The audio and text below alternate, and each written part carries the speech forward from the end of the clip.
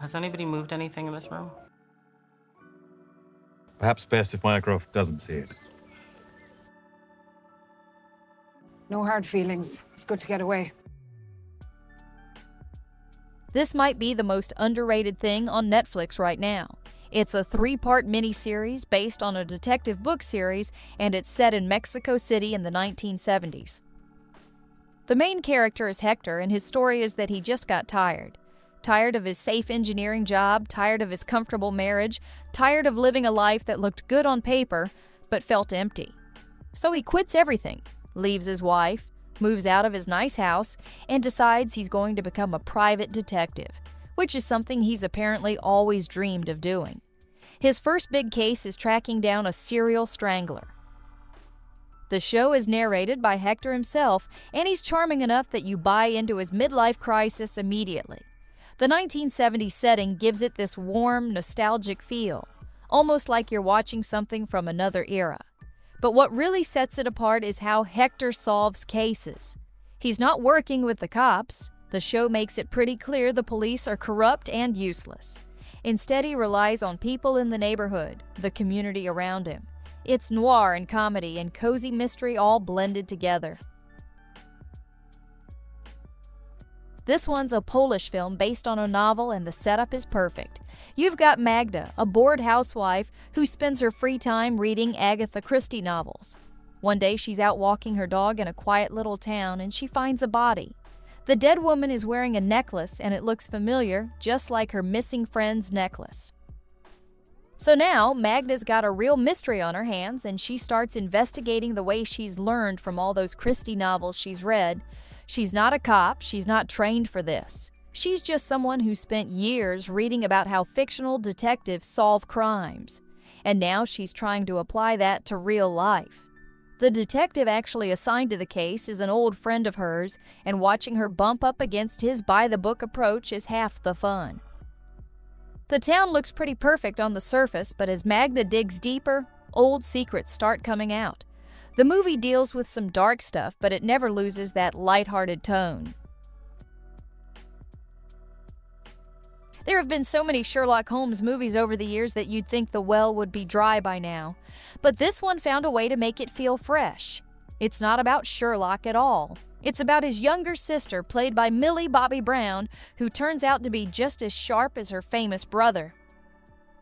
Enola turns 16 and wakes up to find her mother, played by Helena Bonham Carter, has vanished. Her brothers Sherlock and Mycroft show up, and they're basically strangers to her. They want to ship her off to boarding school to learn how to be a proper lady. Enola has other plans. She takes off to London to find her mother and ends up stumbling into a much bigger mystery along the way. It's a mystery movie, but it's also a coming-of-age story. The whole Victorian setting gives it this cozy feel, even with all the intrigue going on. The setup here is classic locked room mystery. It's the 1930s, almost Christmas, and 7 women have gathered at a remote mansion out in the Italian countryside.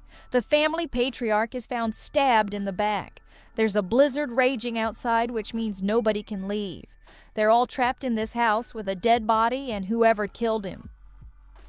So you've got all of them together, all suspicious of each other, all picking away at old wounds trying to figure out who did it. It's Agatha Christie meets Knives Out, with an all-female ensemble tearing into each other. The movie's not perfect, but the cast elevates it. They make these characters entertaining to watch, even when they're being awful to each other. After Knives Out made a ton of money in 2019, Netflix bought the rights for 2 sequels. Glass Onion is the first of those. You don't technically need to have seen the original, but you'll probably want to just so you know who Daniel Craig's character is. This time he's been invited to a murder mystery party on a private island owned by a tech billionaire. The premise is that all these rich, successful people are gathering for a weekend of games and puzzles, and then, surprise, real murder gets involved. All of them are larger-than-life characters with secrets to hide, and watching Craig's detective pick them apart is endlessly satisfying. Rian Johnson knows exactly what he's doing with this genre. The twists land, the humor lands, the contained setting gives it that cozy mystery feel. As far as original Netflix mysteries go, this is about as good as it gets. This one sounds like Glass Onion at first.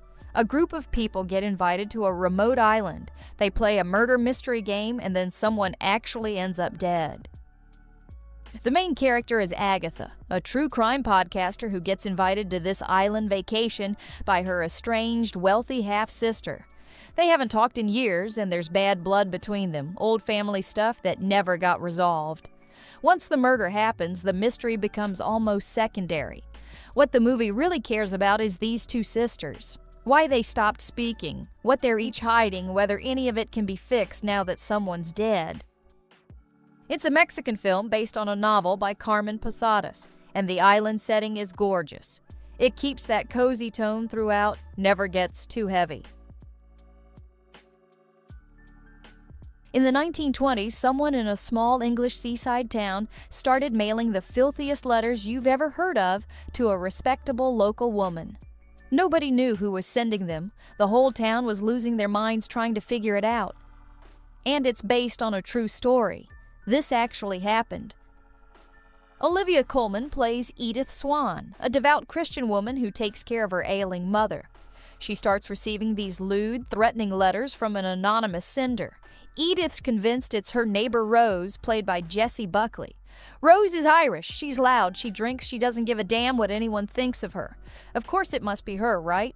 Who else would write something like that? A local constable named Gladys Moss starts investigating, and the trail leads somewhere nobody expected. I won't spoil it, but when you find out who's actually been writing these letters, it changes how you see everything that came before. This Polish mystery has maybe my favorite setup here.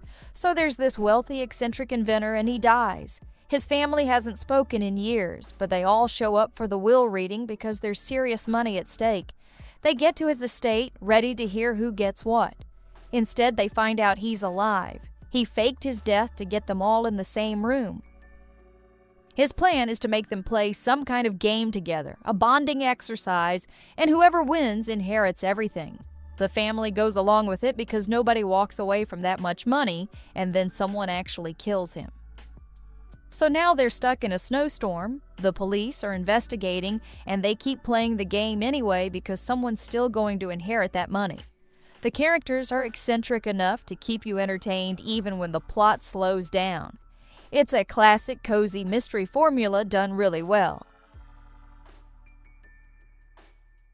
If you're more in the mood for a series than a movie, Bodkin is 7 episodes and it's excellent. An American podcaster shows up in a small Irish coastal town to investigate a cold case.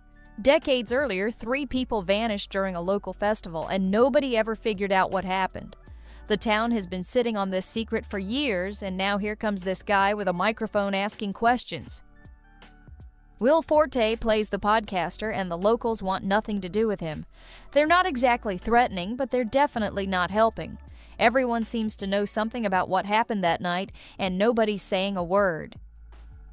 The show has huge Agatha Christie energy. There's lots of colorful characters and twists you don't see coming, and the Irish setting looks incredible.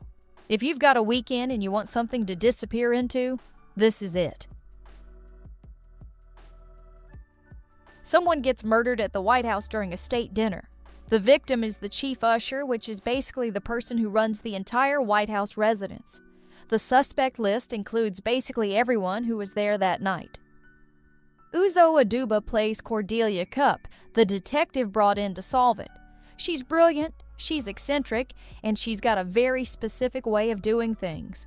The White House setting gives it a rich backdrop. There are so many people with access, so many secrets, so many reasons someone might want the chief usher dead. It's campy in the best way. The show is produced by Shondaland, so you know it moves fast and doesn't waste time. It's 8 episodes, and you'll probably watch them all in a sitting because it's built to keep you clicking next.